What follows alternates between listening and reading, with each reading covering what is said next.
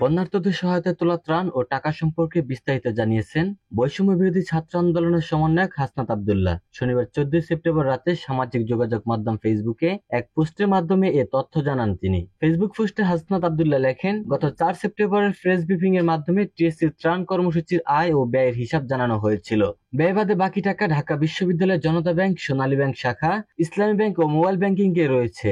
ঢাকা বিশ্ববিদ্যালয়ে একজন শিক্ষক, একজন নারী শিক্ষার্থী ও একজন ছাত্রের নামে বিশেষভাবে অ্যাকাউন্ট খোলা হয়েছে, যেখানে শুধু এই তিনজনের সম্মিলিত সিগনেচারের মাধ্যমে টাকা হস্তান্তর করা সম্ভব হবে। এখন পর্যন্ত ওই অ্যাকাউন্ট থেকে কোনো টাকা হস্তান্তর করা হয়নি। তিনি আরো লেখেন, স্বচ্ছতা নিশ্চিতকরণের লক্ষ্যে আমরা ত্রাণ ও কার্যক্রমের আয় ও ব্যয়ের উপর একটি অডিট করেছি এবং আগামী কয়েকদিনের মধ্যে অডিট রিপোর্ট প্রকাশ করা হবে। আমরা সবসময় গঠনমূলক সমালোচনা গ্রহণে আগ্রহী। কোনো বিশেষ ভুল বোঝাবুঝি থাকলে অনুগ্রহ করে তা নির্দিষ্টভাবে তুলে ধরতে হবে, যাতে আমাদের কাজ আরো কার্যকরী হতে পারে। আগামীর বাংলাদেশ হোক স্বচ্ছতা ও জবাবদিহিতার মডেল বলে মন্তব্য করেন তিনি।